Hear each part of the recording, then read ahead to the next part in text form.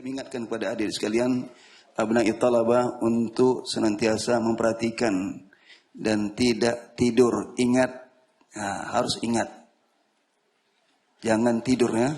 Catat, nanti akan ditanya oleh guru bersangkutan, musyrik masing-masing atau guru kelas. Baik, demikian saja. Faltafadhal masykur.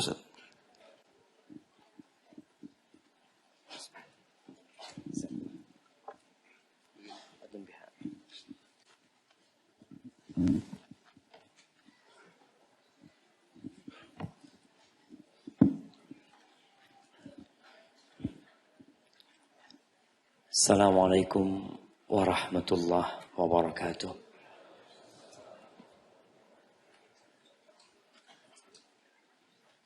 Alhamdulillah Rabbil alamin.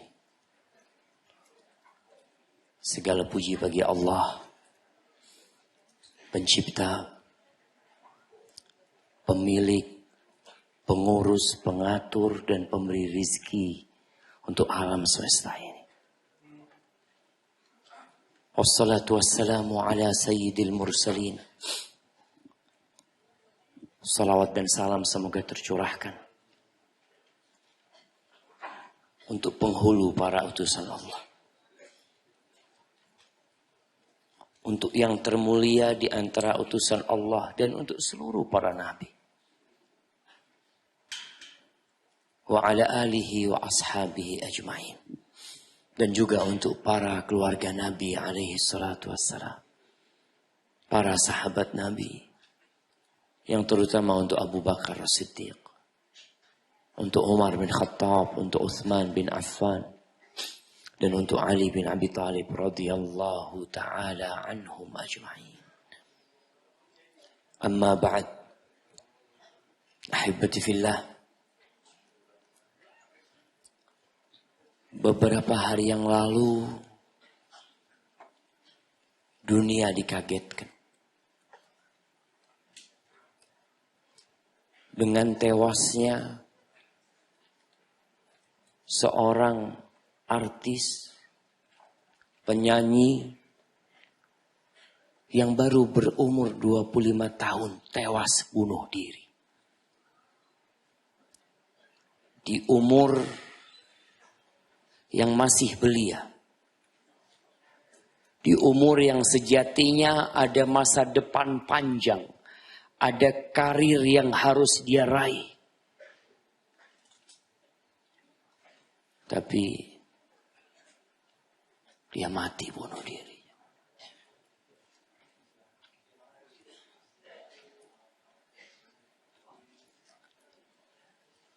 Apa sih yang dia cari? Baju yang bagus dia miliki. Harta dan kekayaan jangan ditanya. Popularitas, dia udah populer. Tapi ada yang hilang dari diri dia. Dan terkadang kita memandang mereka adalah orang yang paling bahagia. Kemudian di Indonesia, beberapa hari yang lalu, warga Indonesia juga dikagetkan dengan seorang anak SMP yang mati bunuh diri. Anak SMP. Dia bunuh diri. Dia tulis surat dan dia minta maaf karena belum sempat membunuh bapaknya. Ya. Bapaknya membunuh ibunya. Dan itu anak ingin balas dendam. Dia ingin bunuh bapaknya, tapi bapaknya sudah dipenjara. Tapi ternyata cita-cita dia belum sampai, dia yang mati bunuh diri.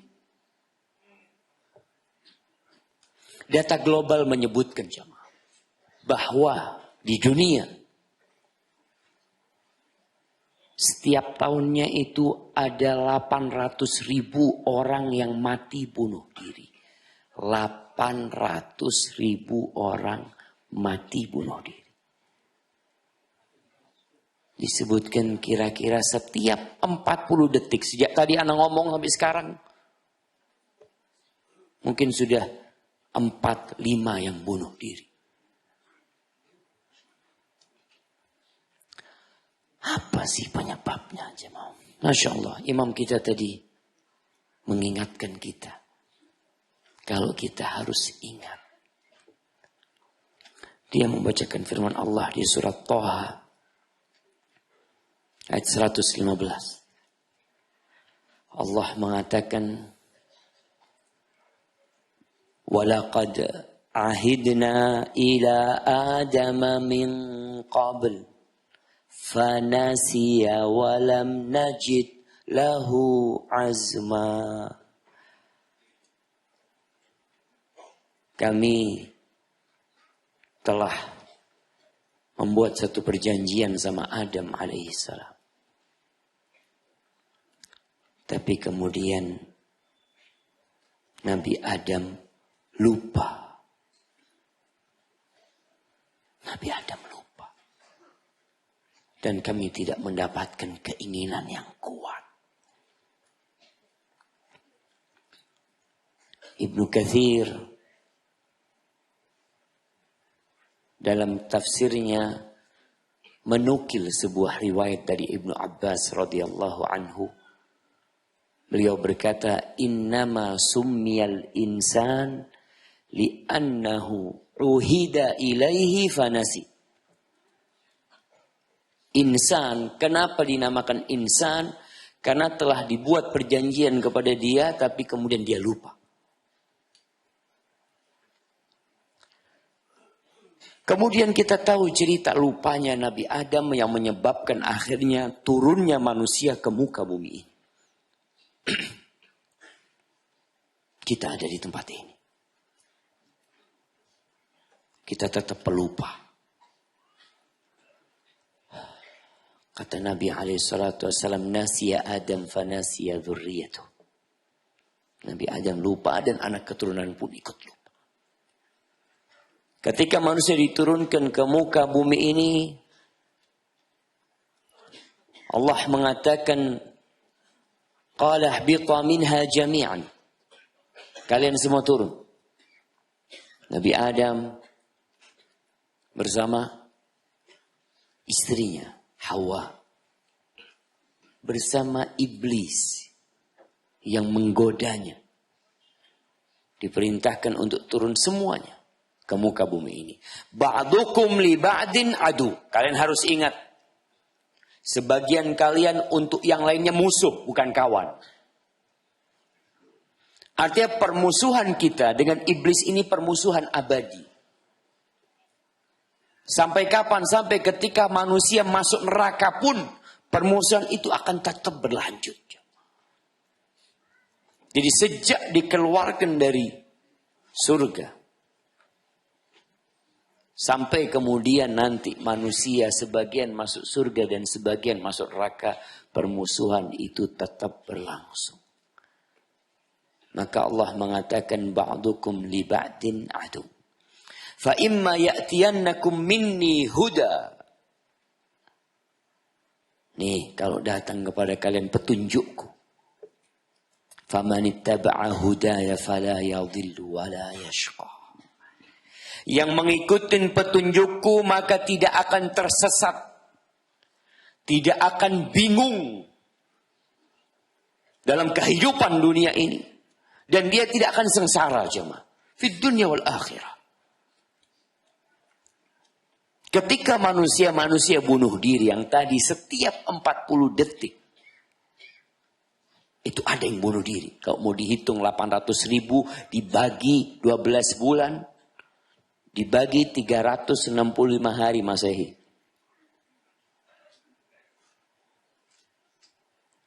Karena mereka tidak mengikuti petunjuk. Maka mereka sengsara. Lalu Allah mengatakan, وَمَنْ أَعْرَضَ عَنْ ذِكْرِي فَإِنَّ لَهُ مَعِيشَةً ضَنْكًا.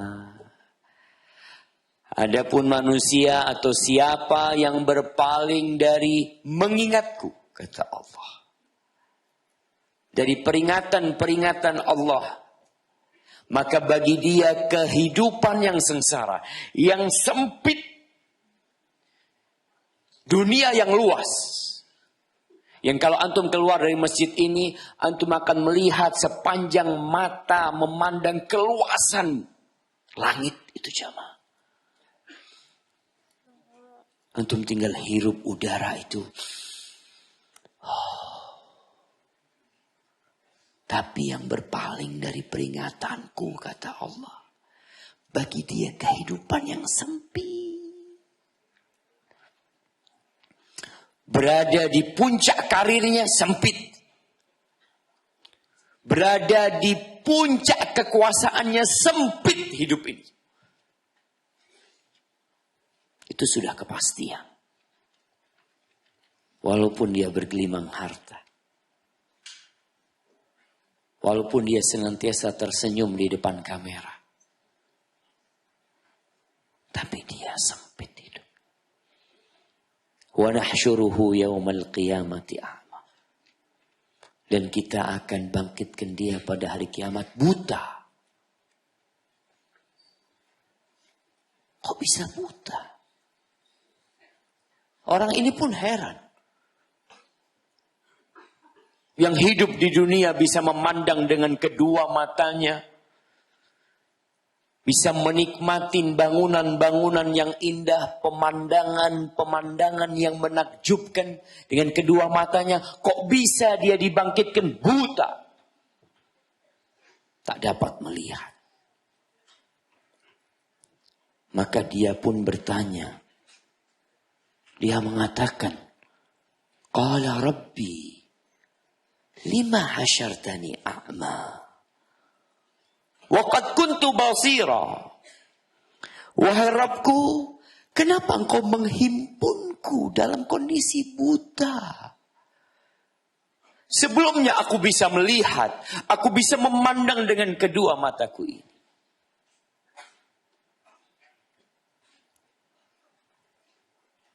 Ahibati fillah. Kebaikan itu datangnya dari Allah. Dan keburukan itu dari diri kita sendiri. Jangan suka mencari kambing hitam menyalahkan orang lain. Maka Allah mengatakan kepada orang ini, Qala kadzalika atatka ayatuna fanasitaha.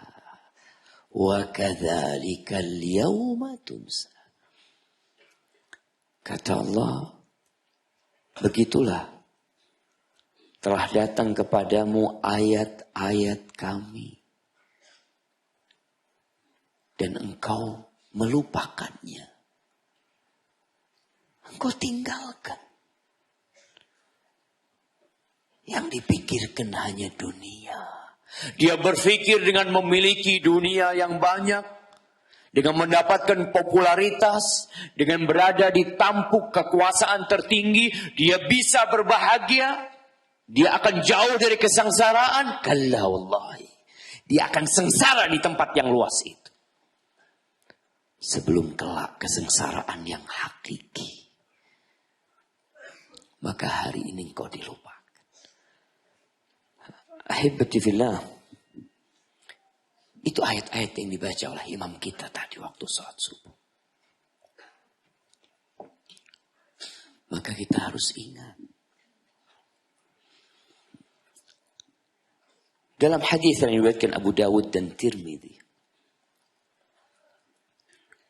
Dari Abu Hurairah radhiyallahu anhu qala Rasulullah sallallahu alaihi wasallam ma min qaumin yaqumuna min majlisin la yadhkuruna Allah fi illa qamu an mithli jifati himar wa kana lahum hasrah. Tidaklah suatu kaum yang berdiri bubar dari sebuah majelis. Nih, para santri hari ini pulang. Pulang apa nggak pulang? Kenapa harus pulang? Ngapain di rumah? Ngapain? Main. Ketemu orang tua, Masya Allah. Betul kepingin ketemu orang tua. Rindu sama orang tuanya. Kadang-kala anak-anak bosen sama orang tuanya. Makanya sampai rumah ketemu orang 2-3 menit. Lalu ketemu sama handphonenya. Ini yang ingin dia temui. Berapa hari gak turun hujan? 2 minggu. Kemarin turun. Pantas sudah 2 pekan jemaah. Soalnya gak ada air di tempat anak. Ya, kita nggak kemarau itu panjang, kita harus sabar jemaah. Hal kemarau itu jemaah. Sahih. Nah, biasanya kalau lama nggak turun hujan, sebentar lagi turun hujan. Kita berdoa, Allahumma aghithna, Allahumma aghithna. Baik itu yang pulang, yang kumpul kadang-kala majelis sama sahib-sahibnya, nongkrong sama sahib-sahibnya. Kalau di situ antum tidak mengingat Allah Azza wa Jal, maka antum seakan-akan bubar dari habis menyantap bangkainya badai. Dan majlis itu akan jadi penyesalan. Bagaimana athar salafus saleh menceritakan bahwasanya itu penghuni surga itu akan menyesal. Dari apa? Dari waktu-waktu yang pergi tanpa ada zikrullah di sana. Tanpa ada mengingat Allah Azza wa Jalla. Penghuni surga yang berada di tempat yang tinggi pun menyesal. Kok waktu itu aku majelis nggak ada zikrullah di sana. Allah mengatakan, وَذْكُرِ اسْمَ رَبِّكَ وَتَبَتَّلْ إِلَيْهِ تَبْتِيلًا. Masya Allah, datang airnya. Ana minum dulu jemaah. Masya Allah.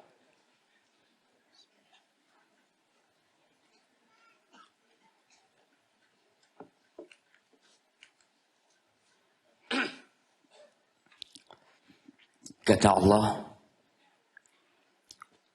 ingatlah kepada Allah. Dan dekatkan dirimu. Untuk beribadah kepada Allah Jalla Jalaluh.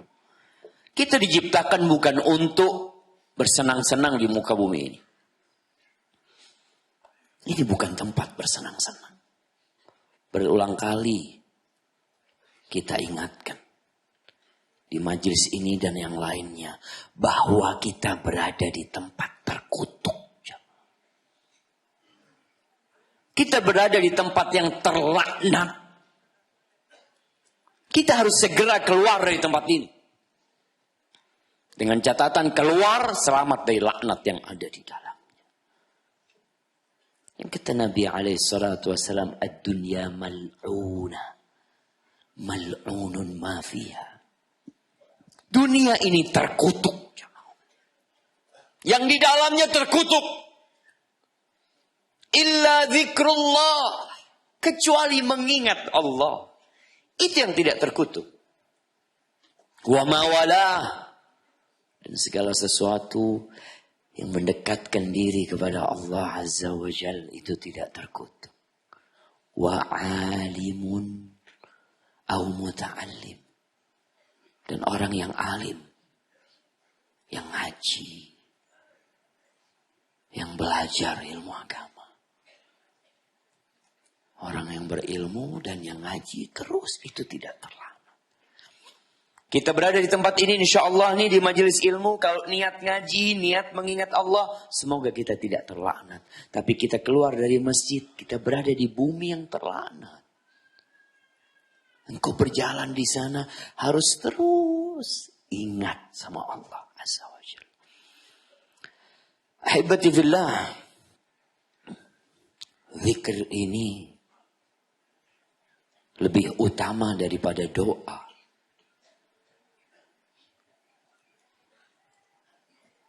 Kita lihat tatkala kita mau mengatakan ihdinas siratal mustaqim. Kita mulai dengan Alhamdulillahi Rabbil Alamin. Kita ingat sama Allah. Ar-Rahmanir Rahim. Kita ingat lagi sama Allah dengan nama-namanya yang indah. Maliki Yaumiddin. Kita mengingat Engkau ya Allah, penguasa yang memiliki hari kebangkitan nanti ya Allah. Iyyaka na'budu wa iyyaka nasta'in. Ingat lagi sama Allah Azza wa Jalla. Baru setelah itu kita mengatakan ihdinas siratal mustaqim. Minta sama Allah Azza wa Jalla. Kita disuruh mengingat. Banyak orang-orang yang berdoa tapi tergesa-gesa. Apa doanya Nabi Yunus? Nah, nggak kenal sama Nabi Yunus? Enggak. Insya Allah. Nah, yang di belakangmu. Nah, apa doanya Nabi Yunus? Dia hendak mengingat. Tunggu dulu. Silahkan diingat.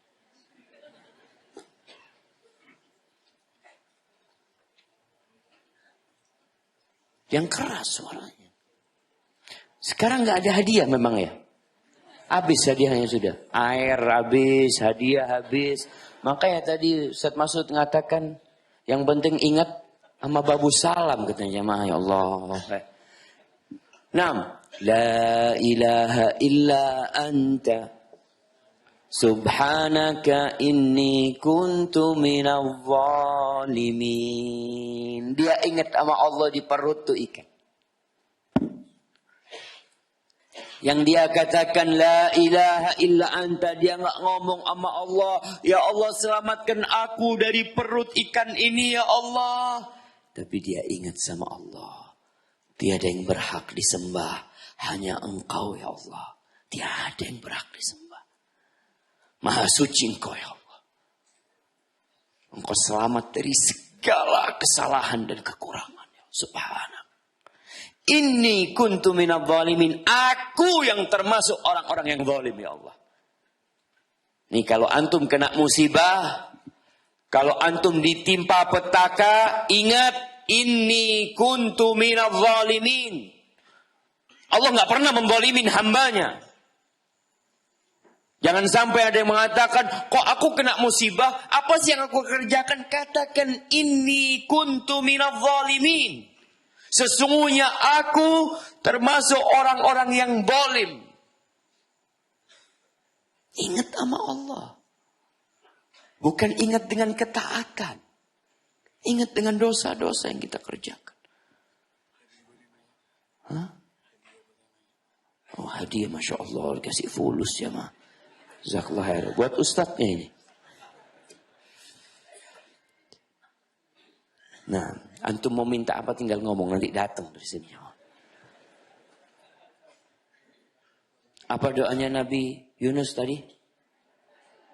La ilaha illa anta subhanaka inni kuntu minadh dhalimin. Tadi yang ingatkan antum siapa? Teman antum. Iya, bagi dua nih hadiahnya insyaallah. Enggak apa-apa kasih. Soalnya ada nyonteknya dia cuma enggak apa-apa bagi dua. Nah, tenang, bagi dua nanti, bagi dua. Kembali jemaah tatkala kita terkena musibah, antum ingat sama Allah yang Maha Kuasa, yang Ar-Rahman, Ar-Rahim, yang tidak pernah menzalimi hambanya. Dan ingat dengan dirimu, pelaku kezaliman. Kita akan tenang hidup jemaah. Orang tuh bingung. Ketika tidak tahu sebab dari penyakit yang menimpa dia. Datang ke dokter. Dok, anak kenapa dok? Ya, oh kamu kayaknya sakit jantung. Kata dia. Bingung lagi, periksa jantung. Kata dokter jantung, enggak apa-apa kata dia. Kenapa? Tapi ketika tahu sebabnya, ini karena dosa. Oh selesai. Iya. Kalau sudah karena dosa, obatnya kembali kepada Allah. Allah akan obatin. Apa yang Allah berikan kepada Nabi Yunus?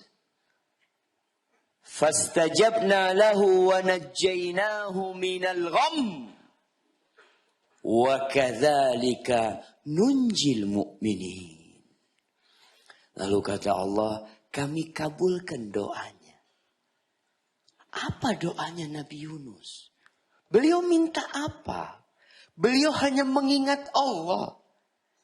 Beliau hanya mengatakan, La ilaha illa anta subhanaka inni kuntu minadh dhalimin.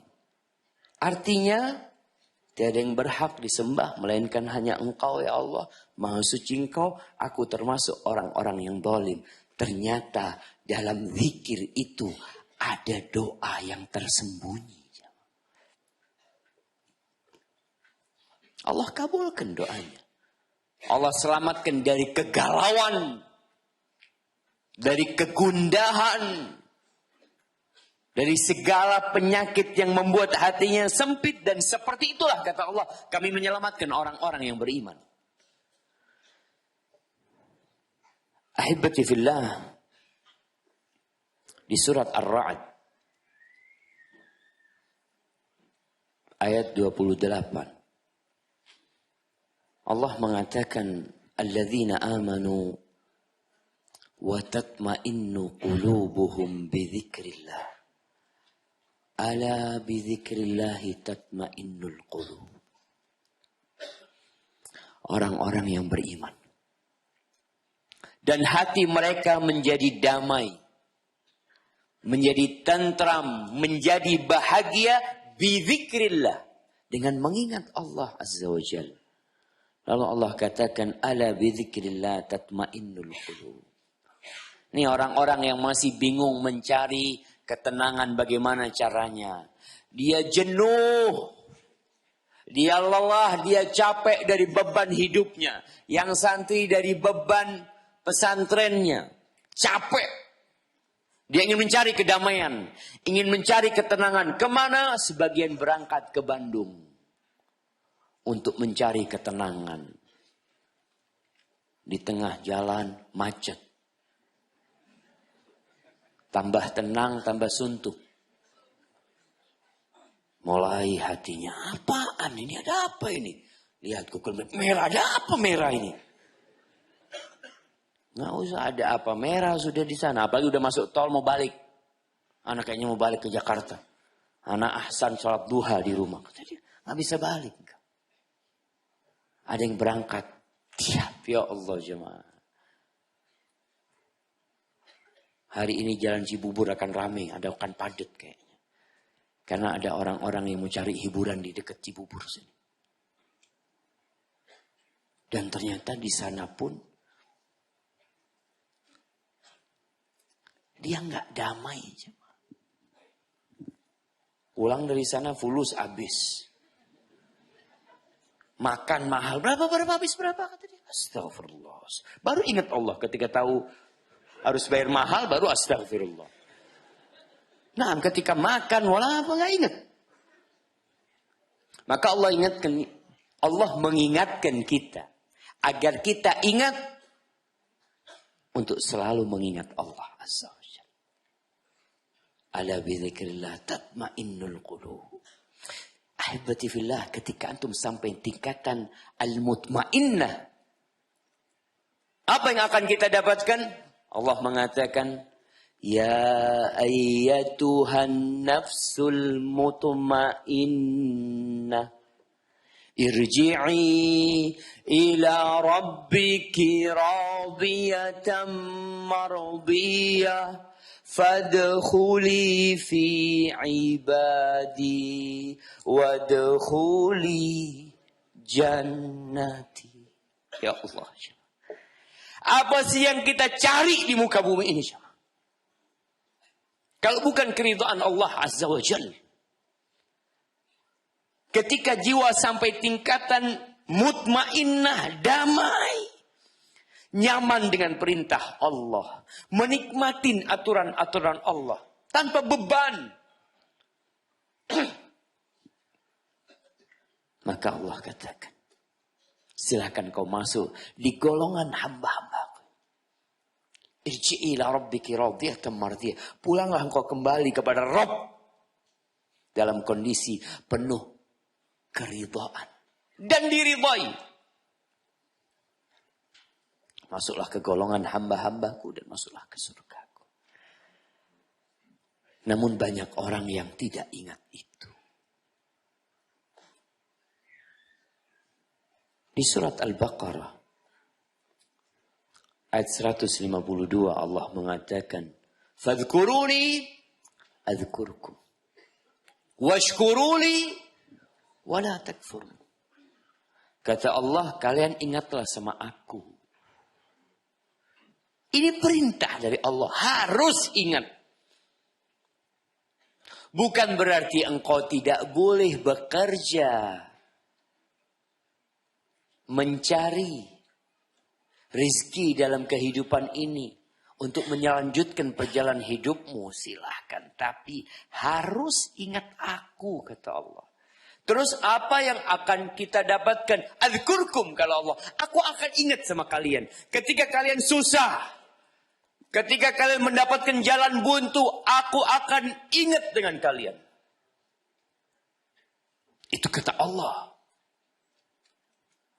Makanya Nabi Yunus alaihissalam, Allah mengatakan, laula an kana minal musabbihin. Kalau Nabi Yunus itu bukan termasuk orang yang suka mengingat Allah, suka bertasbih kepada Allah, sampai kiamat ada di perut ikan. Tapi kebanyakan kita baru ingat Allah kalau kena musibah. Ilaihi yas'adul kalimut thayyib wal amalu salihu yarfa'u. Kepada Allah kalimat-kalimat yang baik, ucapan-ucapan yang baik itu naik, jamaah. Ketika kalimat-kalimat ini suka naik dan suatu saat antum tertimpa musibah, lalu antum mengatakan, ya Allah, Allah akan ingat. Washkuruli, kata Allah, kalian bersyukurlah kepadaku. Ini termasuk mengingat Allah ketika antum dapat nikmat, mengatakan alhamdulillah.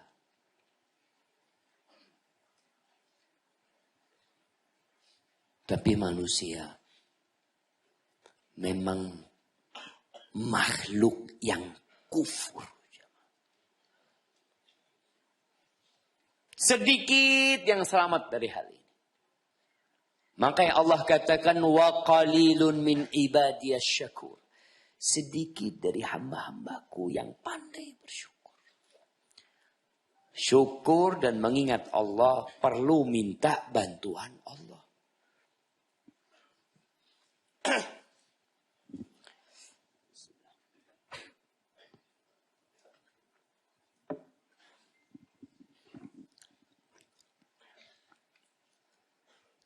Alhamdulillah. Oleh karena itu, Rasulullah sallallahu alaihi wasallam mengajarkan sebuah doa kepada Mu'adz bin Jabal yang kita diperintahkan untuk membacanya di penghujung sholat. Nah, apa doanya? Antum? Apa pertanyaannya?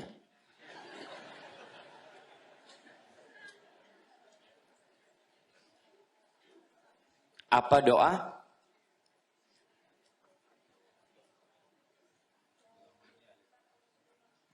Apa doa yang diajarkan kepada siapa? Kepada manusia. Kepada manusia. Iya, bukan kepada macan lah. Kepada manusia. Kepada siapa manusianya? Kepada Mu'adz bin Jabal. Siapa yang ngasih tahu jawabannya? Hai, bagi dua juga. Ternyata di sini memang seperti itu ya, kalau ujiannya. Nah, fadhol. Masya Allah. Jadi sharing gitu saja di kelas, nggak paham apa, Masya Allah. Nggak boleh dibiasakan kayak gitu kayaknya. Ta'awun ya. Astagfirullahaladzim. Apa doanya? Allahumma a'inni ala dzikrika. Yang pertama, ya Allah bantulah hamba untuk mengingatmu ya Allah. Tanpa bantuan Allah kita nggak bisa jalan. Nggak bisa. Kita tidak akan pernah bisa beribadah. Kita tidak akan pernah mampu datang ke masjid ini. Kita tidak akan pernah dapat berdiri, rukuk, sujud kecuali dengan bantuan Allah Azza wa Jalla. Iyyaka na'bud wa iyyaka nasta'in. Makanya Nabi SAW mengajarkan nih kepada Mu'adz untuk senantiasa berdoa, Allahumma a'inni ala dzikrik. Ya Allah bantulah hamba untuk senantiasa mengingatmu ya Allah. Wa syukri. Dan bersyukur kepadamu ya Allah. Wa husni ibadatik. Agar beribadah yang baik kepada Allah Azza wa Jalla. Ahibati fillah. Kata Nabi alaihi salatu wassalam dalam hadis yang diriwayatkan Imam Bukhari dan Muslim, yaqulullah ta'ala, Allah berfirman. Berarti hadisnya hadis qudsi. Ana inda dhanni abdi bi. Aku itu tergantung prasangka hambaku kepadaku. Wa ana ma'ahu idza dzakarani. Dan aku akan senantiasa bersama dia apabila dia mengingatku. Fa in dzakarani fi nafsihi dzakartuhu fi nafsi. Kalau dia mengingatku di dirinya, maka aku akan mengingatnya di diriku. Wa in dzakarani fi mala'in dzakartuhu fi mala'in khairin minhum. Kalau dia mengingatku di depan orang banyak, maka aku akan mengingat dia di depan makhluk-makhluk yang lebih baik daripada mereka. Kelompok makhluk yang indah, malaikat-malaikat Allah.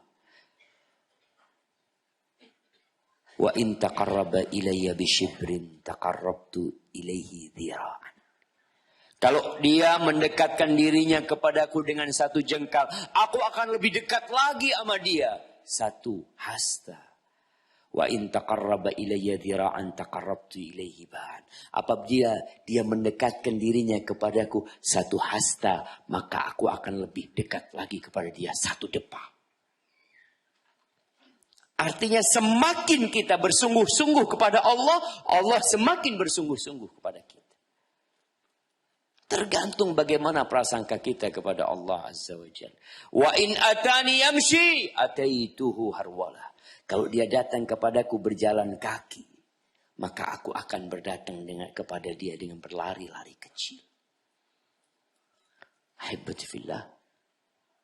Allah Azza wa Jalla menyuruh kita tidak berjalan kepadanya, tapi berlari kepada Allah.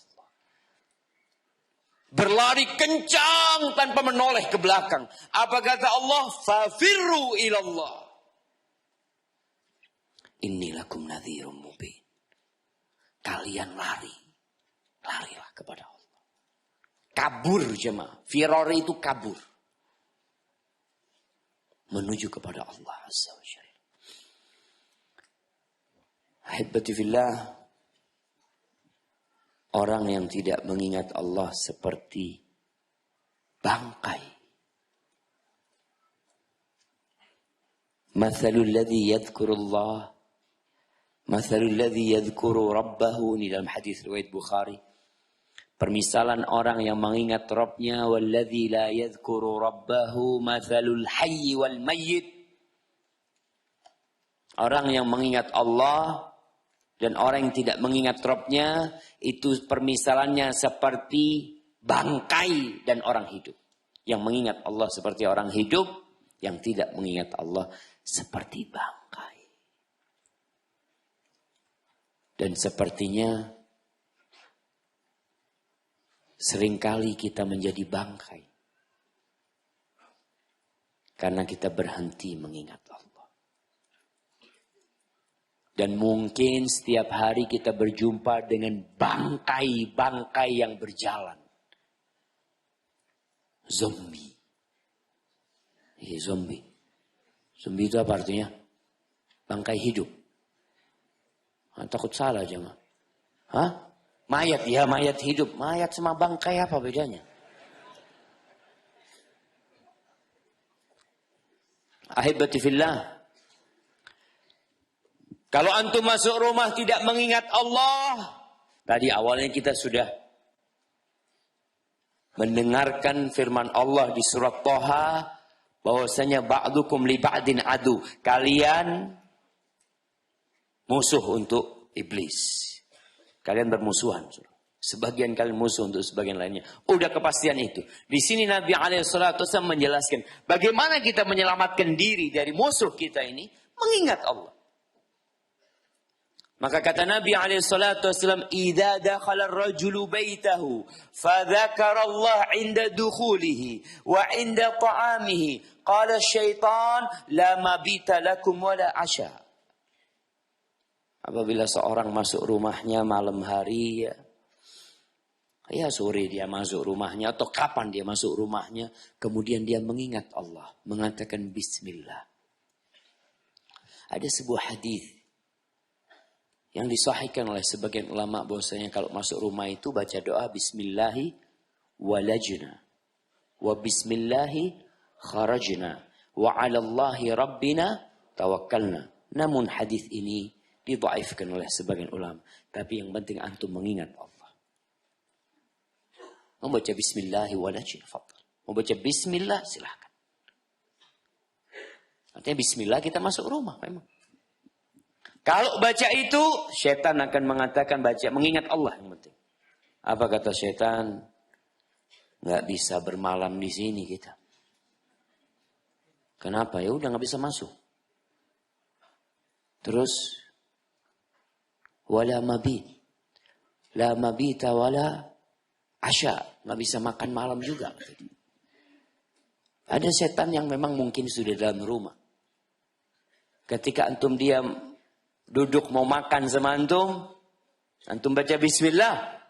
Dia selesai sudah, ya Allah. Nggak boleh bermalam, nggak boleh makan malam. Akhirnya keluar. Kalau mengingat Allah. Sebagian kita subhanallah makan mengingat Allah tapi makan dengan caranya setan. Kata setan nggak apa-apa, nggak bisa makan, yang penting dia kayak anak. Setan tuh kalau makan pakai tangan kiri, minum pakai tangan kiri. Setan itu kidal coba. Iya. Kalau lihat hadis ini setan itu kidal, hati-hati kalau antum kidal. Usahakan pakai tangan. Makanya Rasul SAW itu suka kali beliau untuk yang baik-baik menggunakan yang kanan. Karena tahu setannya pakai tangan kiri. Makanya ketika antum buang hajat pakai tangan kiri. Biar setan tahu nih yang tangan yang pakai engkau pakai makan, aku pakai buang hajat. Supaya setannya juga sakit hati dia. Hanya tangan yang dia gunakan untuk makan malah kita gunakan untuk bersihin kotoran. Na'udzubillahi min dzalik. Wa idza dakhala falam yadhkurillah 'inda dukhulihi. Ketika orang ini masuk tidak mengingat Allah, pas masuk rupanya enggak ingat Allah, kata setan, adraktumul mabit, bisa bermalam kita nih. Yuk. Masuk setan. Nunggu di dalam sudah. Biasanya pulang kerja mau makan. Wa idza lam yadhkurillah 'inda ta'amihi. Kalau ketika makan tidak mengingat Allah, kata setan, adraktumul mabit wal asya, kita bermalam gratis, makan gratis malam ini. Antum yang capek kerja, berusaha mengais rezeki, sampai rumah setan yang makan sama antum. Akhirnya manusia kerja keras ngasih makan siapa? Setan. Bangun rumah besar. Setan nggak pernah bangun rumah, dia lihat dari jauh. Oh, kayaknya udah jadi rumahnya. Diikutin sama setan. Masuk, nggak baca bismillah, jadi nih rumah milik kita, kata dia. Harus ingat Allah selalu. Ahibati billah, berapa banyak kita mengingat Allah? Yang banyak. Zikir pagi dan petang. Apa kata Allah? Wasabbihuhu bukratan wa asila. Tuh kata Allah. Kita disuruh bertasbih pagi dan petang jamaah. Sebelumnya Allah mengatakan, ya ayyuhalladzina amanu dzkurullaha dzikran katsira wasabbihuhu bukratan wa asila. Kata Allah, wahai orang-orang yang beriman, ingatlah kalian kepada Allah dzikran katsira. Katsira itu artinya banyak. Makanya kita kalau ngomong sama orang syukron, kadang-kala syukron aja, syukron. Antum syukron katsira. Terima kasih yang banyak. Bahasa Indonesia kan makasih banyak biasanya. Tapi ada orang-orang yang karena ya kita ini sudah minimalis semua aja. Sampai terima kasih trims. Trims sudah nggak ada kasihnya, sudah trims saja. Maka yang banyak, bersyukur yang banyak, ucapan syukran kathiran, mengingat Allah yang banyak, zikran kathir. Wasabbihu, bertasbihlah kalian kepada bukratan wa asila. Bukrah itu pagi. Asila itu petang. Lalu Allah katakan, huwallazi yusalli alaikum wa malaikatuhu liyukhrijakum minadh-dhulumati ilan nur wa kana bil mu'minina rahima. Dialah Allah Azza wa Jal yang bersalawat kepada kalian. Tuh, kalau kita banyak mengingat Allah, Allah mengingat kita, Allah bersalawat kepada kita, malaikat-malaikat Allah jadi ingat sama kita. Untuk mengeluarkan kalian dari kegelapan menuju cahaya. Allah tuh sayang sama orang-orang beriman. Hendaklah kita membalas kasih sayang Allah dengan kita mengingat Allah dan bersyukur kepadanya. Selesai sholat. Sholat itu zikrullah. Wala zikrullah wa aqimis sholata li zikri, kata Allah. Aqimis sholata li zikri. Dirikan sholat untuk mengingatku. Nah, sudah kita sholat, ingat Allah. Selesai sholat, ingat Allah lagi. Apa berhenti kita mengingat Allah? Assalamualaikum warahmatullahi. Assalamualaikum warahmatullahi. Udah, anak habis mengingat Allah dengan sholat. Langsung mengingat Allah lagi. Astaghfirullah.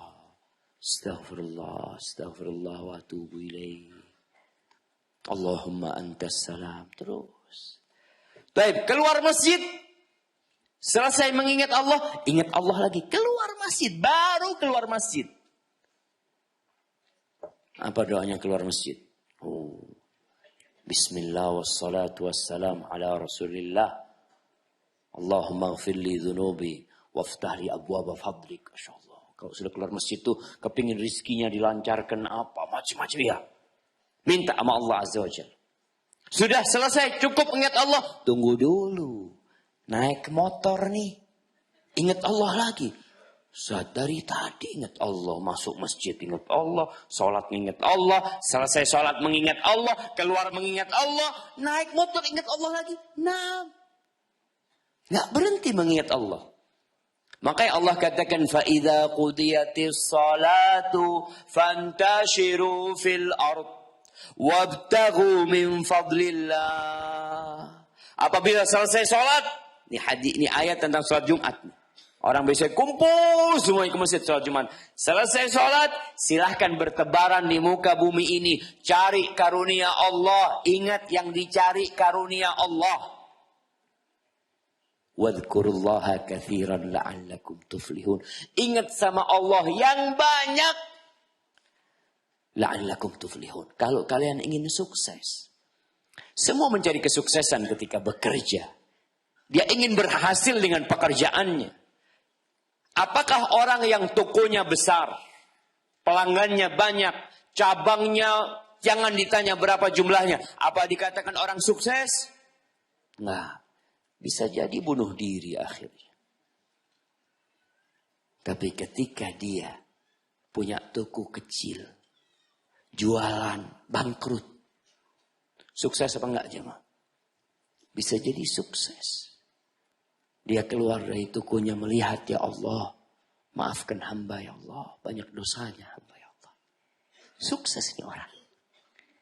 Karena dia ingat sama Allah Azza wa Jal. Dalam kesenangannya dia ingat Allah. Dalam musibahnya dia ingat Allah. Karena zikrullah ini jamaah. kunci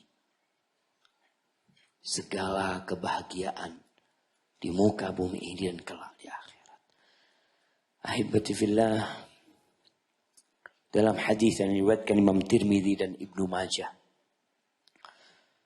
datang seorang kepada Rasul sallallahu alaihi wasallam mengatakan, "Ya Rasulullah, inna syara'i al-Islam qad kathurat alayya." Ini ajaran-ajaran Islam ini udah banyak, udah numpuk buat aku, Nabi SAW. Fa akhbirni bi syai'in atashabbath bihi. Aku minta dikasih tahu sebuah amalan yang aku akan pegang. Kalau terlalu banyak berat aku. Aku mintalah apa Rasul SAW yang aku bisa pegang. Apa kata Rasul SAW? La yazalu lisanuka radban bi dzikrillah. Jaga lisanmu untuk senantiasa basah dengan zikrullah. Maka ingat sama Allah. Jaga lisannya. Kemanapun antum pergi. Zikrullah ini ada yang mutlak, ada yang muqayyad. Zikrullah itu ada yang berkaitan dengan momen-momentum tersendiri. Ada zikrullah yang memang kapan saja antum baca. Zikir pagi dan petang usahakan. Tiap hari antum baca. Khususkan waktu untuk membacanya. Khususkan waktu. Bukan kalau ada waktu baru mau membaca. Karena ini pesan Nabi SAW. Udah mungkin berat, anak mau berangkat haji nggak punya fulus. Mau berangkat umroh sama mafi fulus. Mau kajian jauh. Mau apa lagi? Mau sodako, Ustaz. Anak ajak makan sulit. Ada banyak amalan. Mau sholat malam berat Ustaz. Anak ini termasuk orang yang susah bangun Ustaz. Oke. Kuncinya satu kata Nabi SAW. Jaga lisanmu untuk senantiasa basah dengan zikrullah. Ketika itu antum akan melihat jalan-jalan terbentang untuk dilewati. Antum akan melihat pintu-pintu langit terbuka buat antum. Kenapa? Tadi yang kita udah baca. Allah mengatakan fadhkuruni azkurkum. Ingat sama aku akan ingat dengan engkau. Aqulu qauli hadza wa astaghfirullah li wa lakum. Masih banyak jemaah keutamaan zikir ini, tapi intinya anak ingin kita bersama-sama untuk menjaga negeri ini. Untuk menjadikan masyarakat negeri ini menjadi masyarakat yang diridhoin oleh Allah Azza wa Jalla dengan mengajak semuanya untuk berzikir. Bukan dalam momentum tersendiri, tapi setiap saat di tempat kerja kita, di pasar, di kantor, di kendaraan, di kelas, di jalan-jalan. Kita terus mengingat Allah Azza wa Jalla dan Allah akan ingat kepada kita. Hadza wallahu a'lam bishawab. Yang bisa Anda sampaikan, mungkin kita masuk ke sesi tanya jawab. Masya Allah.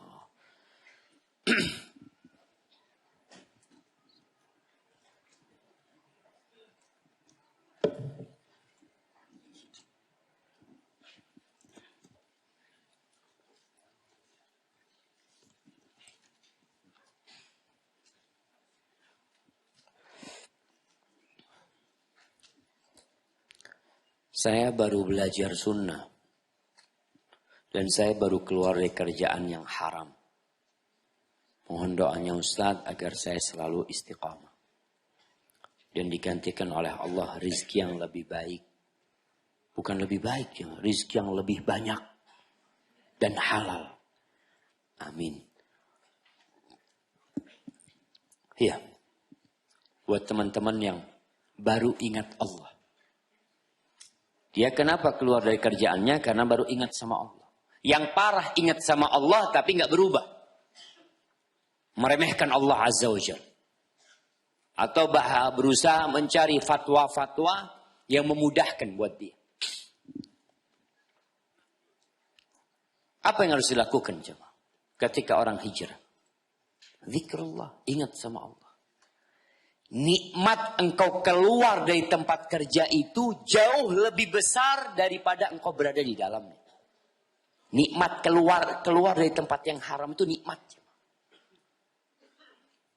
Sebagian orang itu nggak bisa keluar dari tempat kerjanya. Dan antum bisa keluar. Ada yang mengatakan, Ustaz, ana nggak bisa keluar, Ustaz. Ana harus bayar sekian, Ustaz, kalau keluar. Ana nggak punya uang. Ya Allah, jemaah. Ada seorang perempuan yang dia sudah dapat hidayah. Dia udah ngaji. Tapi dia udah pakai jilbab panjang, bahkan dia pakai cadar. Ketika kerja dia pakai rok mini. Bukan karena keinginan dia, ana harus bayar 15 juta untuk keluar dari sini. Dia nggak punya apa-apa. Antum lihat ada model-model perbudakan yang mengikat manusia untuk mengabdi kepada bosnya itu. Karena dia udah keluarin duit untuk kadang-kadang untuk training, untuk apa ini macam-macam, dia harus mengabdi di sini. Mau keluar silahkan bayar. Sedangkan dia nggak punya duit. Maka yang saya katakan kepada teman-teman yang bisa keluar dari pekerjaan haram nih, ihmadillah, bersyukur sama Allah, puji Allah, ya Allah. Itu nikmat, keluar itu nikmat. Itu rizki dari Allah Azza wa Jalla. Maka tugas antum sekarang bagaimana mensyukuri nikmat keluar dari tempat. Tapi kan hidup perlu ongkos. Perlu biaya.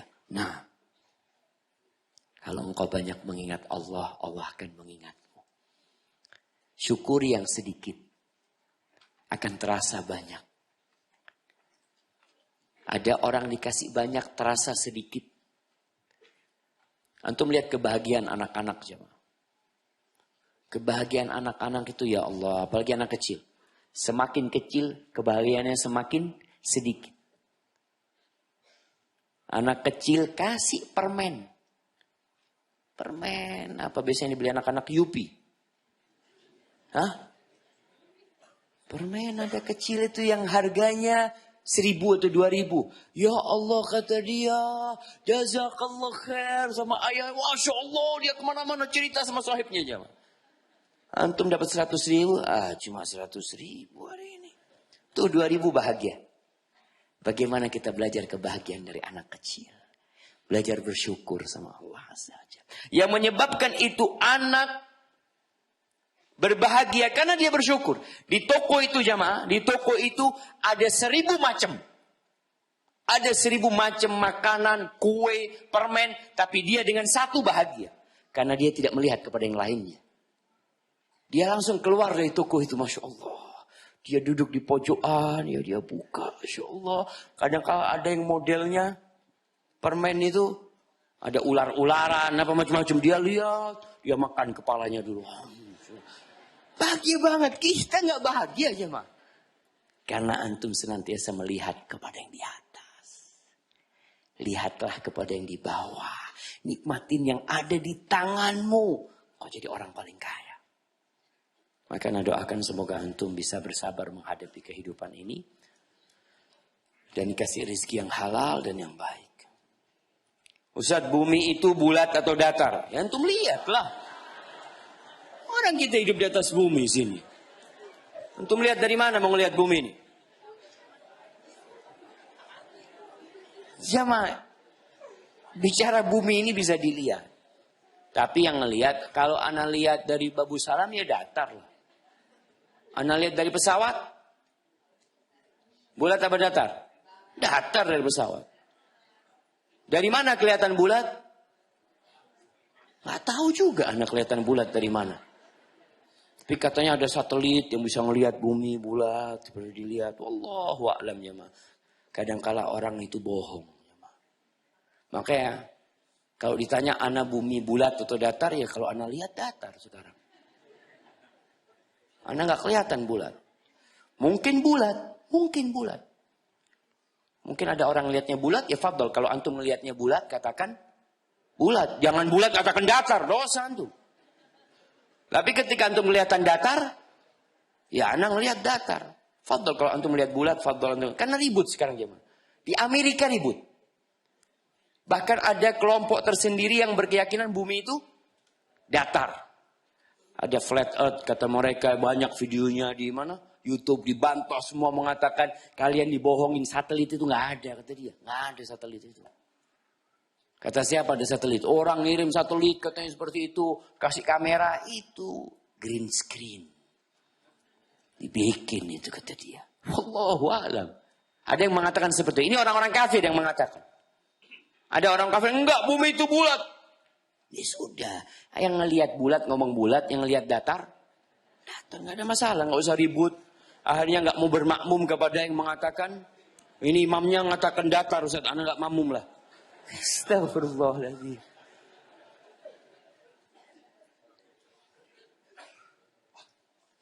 Apakah orang tua berdosa jika menginginkan anaknya untuk menunda menikah? Belum diperbolehkan untuk menikah, padahal anaknya sudah bekerja. Jazakallahu khairan. Ahibati fillah. Ya, mungkin anak belum merasakan yang dirasakan orang tua. Ini kita anak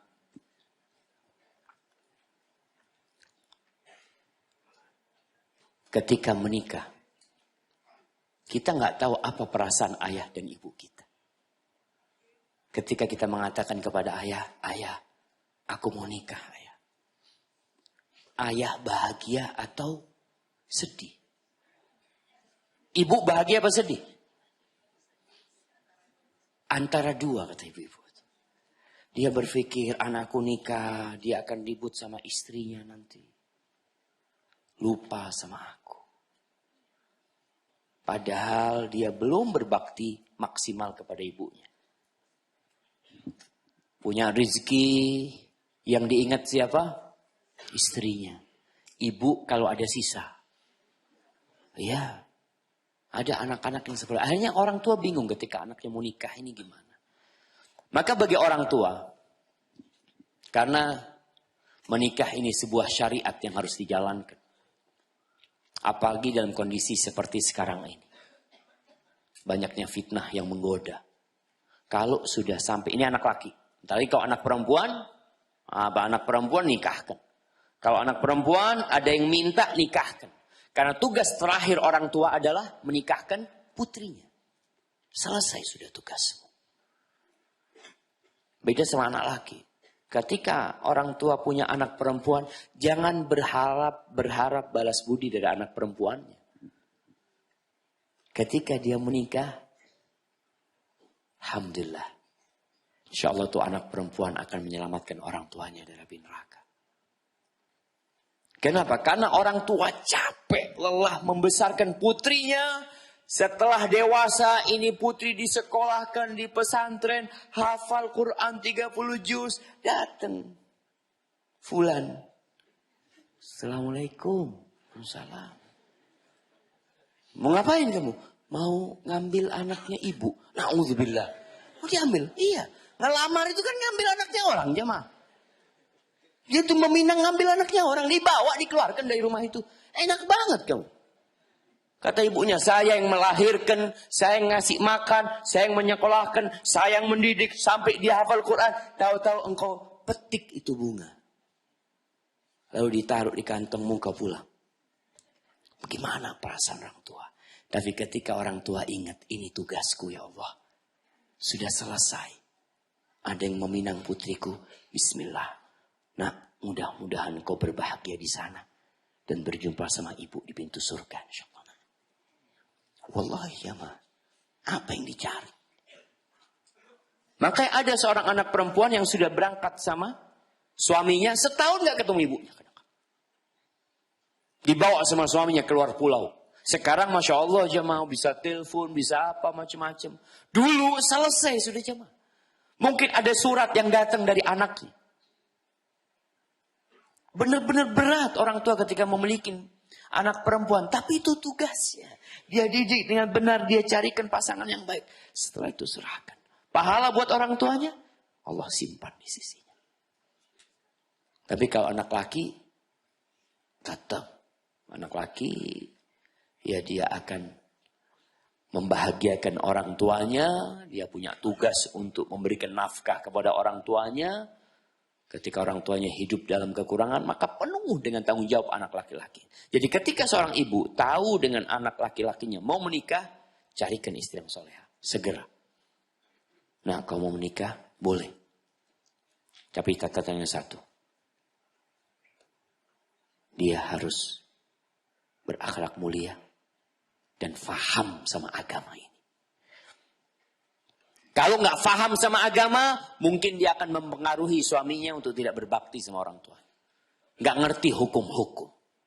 Kalau dia faham agama tapi akhlaknya buruk, akan bikin sakit hati kehidupan rumah tangganya nanti. Maka silahkan. Orang tua berat. Anak ketika mau lulus pesantren jamaah, anak pernah meminang seorang wanita. Gak ngomong sama orang tua. Tahu-tahu pulang di sidang sama orang tua. Duduk sini, kata dia. Ada apa ini? Kata dia. Ya Allah, kita baru ingat. Bagaimana kewajiban kita berbakti sama orang tua. Orang tua anak ngomong sama anak Syafiq. Syafiq masih mau melanjutkan sekolah. Belajar dulu. Nikah nanti ditunda. Anak ngomong, iya. Anak berangkat ke rumah calon mertua. Calon mertua. Anak datang, anak mohon maaf, anak belum boleh nikah sama orang tua. Anak masih mau belajar. Anak sampaikan kalau kelak Allah izinkan anak menikah, pintu pertama yang anak ketuk pintu rumah ini. Anak ngomong. Selesai. Betul. Sudah anak pulang sudah. Selesai sudah. Dan ketika anak kuliah di Madinah, Abah sama Umi tanya, Syafiq mau nikah? Kelas 2 waktu itu. Di Madinah. Anak ngomong, iya, kalau boleh anak mau nikah, ya kata dia. Masih suka sama yang dulu, kata dia. Udah nggak ada hubungan apa-apa, cuma anak punya janji. Anak ngomong, iya. Berangkat anak punya abah sama ibu. Ya sudah, berangkat. Berangkat dari sana. Anak hati wallahu a'lam sudah diterima apa ditolak ya. Tahu-tahu pulang dari sana abah anak manggil Syafiq, sini. Masuk kamar, dikunci kamarnya jamaah. Ada apa ini? Kata abah anak, Syafiq, itu perempuan sudah dilamar orang. Itu perempuan lamaran udah masuk, udah mau nikah. Karena ngomong alhamdulillah, alhamdulillah. Ya sudah apa? Berarti bukan jodohnya kata dia. Terus gimana? Kata, ya sudah bismillah. Nanti ada gantinya Masya Allah. Alhamdulillah kasih ganti yang lebih baik. Jemaah. Maka buat orang tua. Ya sudah ketika melihat anaknya sudah sampai umurnya. Dan kondisinya anaknya sudah bekerja. Sudah mampu memberikan nafkah. Kemudian masanya seperti sekarang ini. Segera nikahkan. Dengan catatan dipersiapkan anaknya dalam pernikahan. Karena banyak pemuda itu hanya memikirkan kenikmatan pernikahan. Wallahi nikmatnya nikah mungkin sebulan, 2 bulan, 3 bulan. Sisanya tanggung jawab. Kerja. Istrinya sakit, berangkat ke dokter. Dulu nih anak muda bebas ngaji kemana-mana. Sekarang sudah gak bebas lagi. Istrinya punya anak, ya Allah. Gimana kok bisa punya anak? Ini anak. Ya ada suaminya kan. Maka ada hal-hal yang akan jadi tanggung jawab besar. Jadi bukan hanya bicara kenikmatan. Maka buat orang tua tolong dudukkan putranya yang mau nikah. Sampaikan kepada dia tentang pernikahan ini. Bukan hanya sekedar menyalurkan nafsu dia belaka. Tapi ada tanggung jawab yang besar di balik itu. Barakallahu fikum.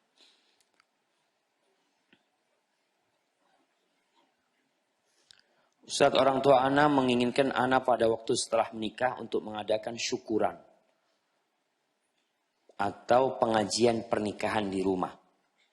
Orang tua anak, ibu berpendapat bahwa anak satu-satunya dan lelaki harus dibuat syukuran, pengajian Di rumah jika setelah menikah, jika tidak orang tua anak takut terjadi yang tidak diinginkan kepada anak ataupun keluarga.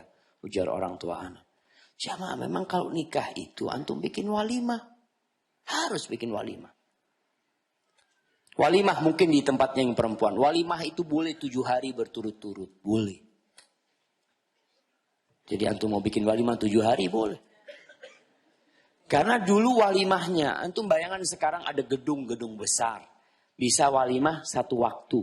Ngundang 1.000 orang. Dulu mau di gedung mana mereka nikah? Ya di rumahnya walimah itu.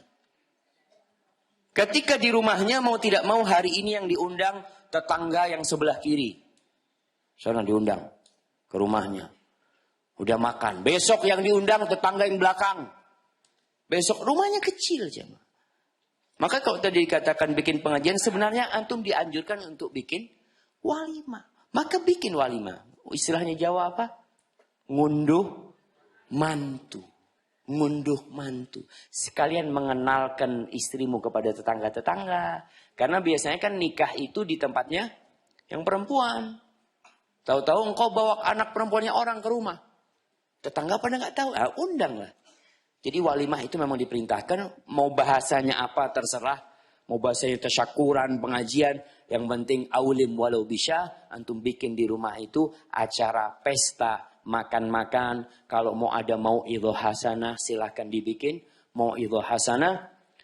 Karena memang itu diperintahkan oleh Nabi Muhammad sallallahu alaihi wasallam. Hadza wallahu a'lam bissawab. Mohon saran dan pendapat Ustadz tentang pemikiran orang tua anak. Kebetulan orang tua anak hadir Ustadz. Masya Allah. Nah seperti itu. Artinya bukan berkeyakinan kalau nggak ada walimah nanti celaka. Enggak. Bukan karena itu. Karena memang itu diperintahkan kita untuk berwalimah. Jadi boleh walimah di tempatnya yang laki, tempatnya yang perempuan. Untuk mengenalkan istri kita kepada tetangga-tetangga. Wallahu a'lam bishawab. Ayah ana sudah meninggal 5 tahun yang lalu. Ana pernah membenci ayah.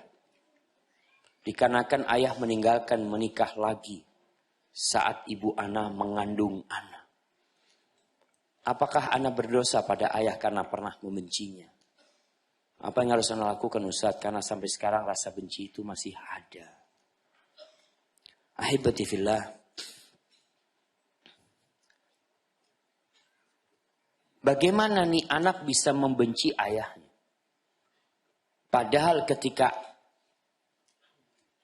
ayahnya menikah lagi, dia sedang dalam kandungan ibunya. Apakah dia dalam kandungan ibunya tahu? Bapakku kawin lagi. Nggak tahu jemaah. Ini karena anak mendapatkan ya suntik. Disuntik sama ibunya. Apa kalau bayi lahir disuntik apa? Vaksin. Iya, dikasih vaksin kebencian sama ibunya. Terus bapakmu itu kawin lagi waktu ibu ngandung kamu.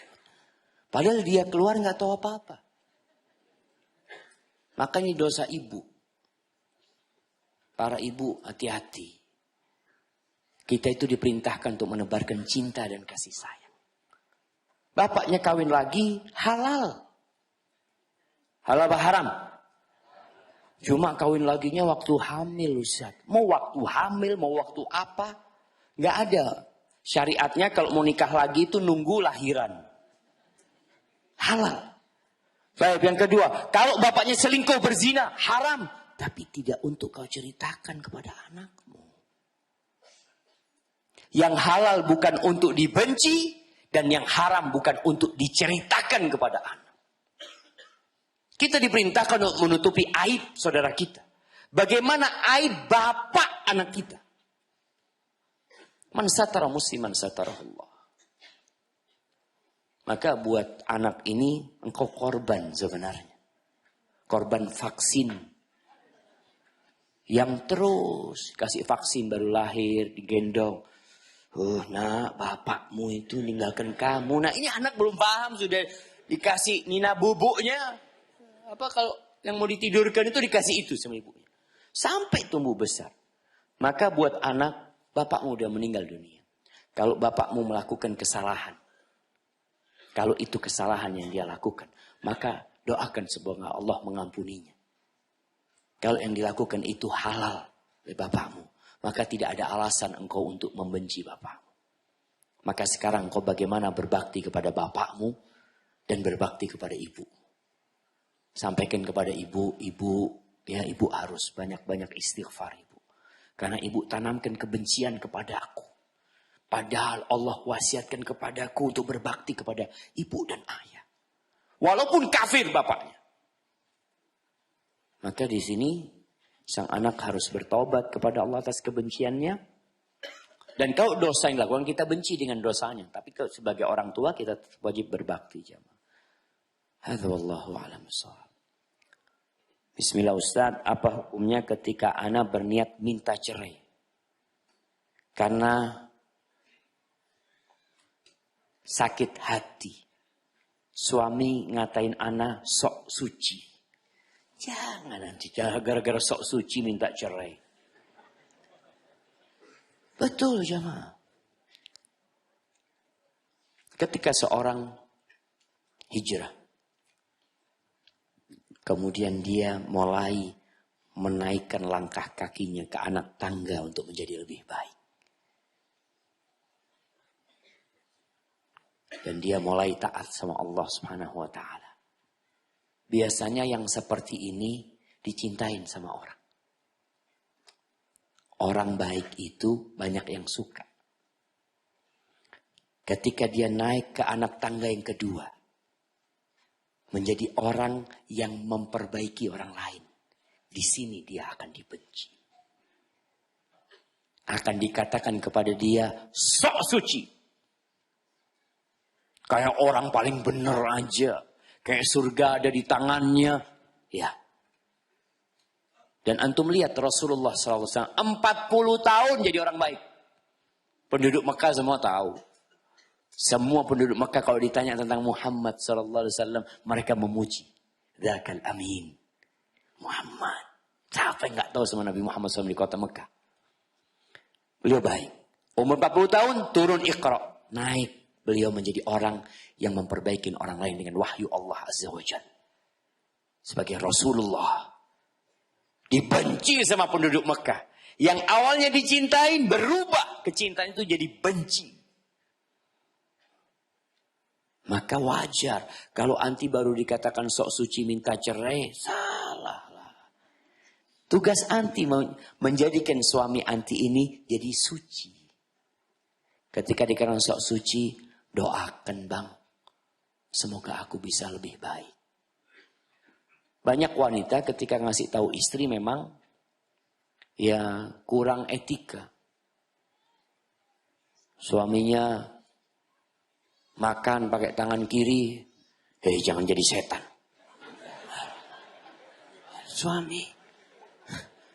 Suami baru. Ini istrinya baru juga makan pakai tangan kanan sebenarnya.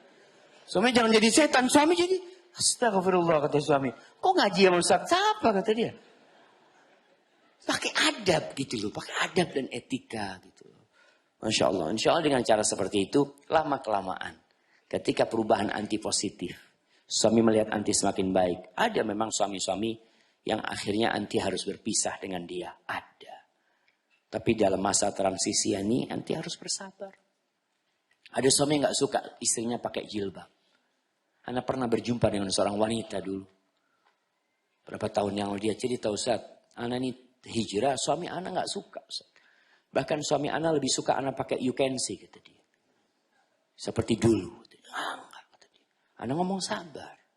Karena anti pun dulu seperti itu gitu loh. Kadzalika kuntum min qabl, famanallahu alaikum. Kalian dulu sama, gak ngerti, gak paham gitu loh. Maka hendaklah kita bersabar. Baik. Ini pertanyaan terakhir jemaah. Sama ini pertanyaannya modelnya. Assalamualaikum Ustaz. Waalaikumsalam. Bagaimana cara menyuruh suami agar mengerjakan sholat 5 waktu? Dan apakah dosanya menentang suami? Tatkala dia melarang saya mengikuti kajian-kajian sunnah yang dibilang aliran keras. Apa saya dosa berdebat sama suami? Masya Allah. Jadi kalau bicara suami ini pemimpin di rumah. Dia komandan. Anti ketika menikah memilih dia menjadi komandan anti. Kalau ternyata suaminya tidak sholat 5 waktu, yang salah milih komandan siapa? Yang salah siapa? Istri. Kita tuh milih. Ustaz, anak terpaksa menikah. Nggak ada, perempuan itu nggak ada terpaksa menikah. Artinya memang ada laki-laki yang datang meminang. Tapi dia punya hak untuk menolak. Katanya enggak, aku nggak mau ayah, dia nggak sholat 5 waktu. Masalahnya dulu sama-sama nggak sholat 5 waktu. Ustaz. Sekarang anak udah sholat gitu. Gimana sekarang memperbaiki suami? Yang pertama, nanti harus baik. Bukan berdebat sama suami. Tapi bagaimana sekarang seorang istri melayani suaminya. Bikin rumahnya hotel bintang 5. Antum lihat hotel bintang 5 jemaah. Masuk langsung welcome drink. Datang. Fadol dibukain pintu sama satpamnya. Fadol dibawain minuman, Masya Allah.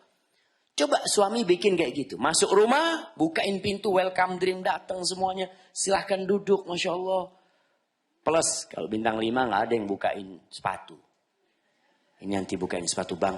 Mulai saat ini, nggak ada yang bukain sepatu kecuali anak. Masya Allah. Suami jadi bingung, astagfirullah, mau diapain anak?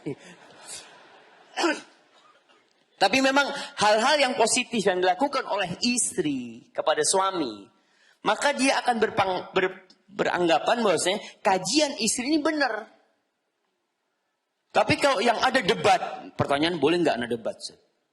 Sampaikan pada suami nanti jam 8 lewat 5 menit kita mulai. Mulai apa? Mulai debat gitu. Enggak lah, ini bukan bicara debat. Suami kan sekarang kenapa membenci? Karena dia nggak tahu. Yang dia tahu yang dia lihat. Yang dia tahu yang dia dengar. Dia melihat perubahan di diri anti, kok kayaknya teroris istri anak ini. Jangan-jangan nanti malam anak ditusuk waktu tidur sama dia. Nah, ada hal-hal yang dia... Ini kan ada penggiringan opini publik untuk membenci dakwah jamaah. Suami kita termakan.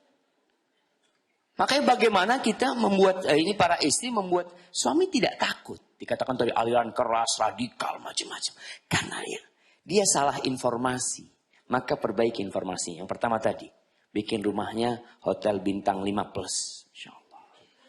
Kemudian ketika suami masuk waktu sholat, abang udah azan.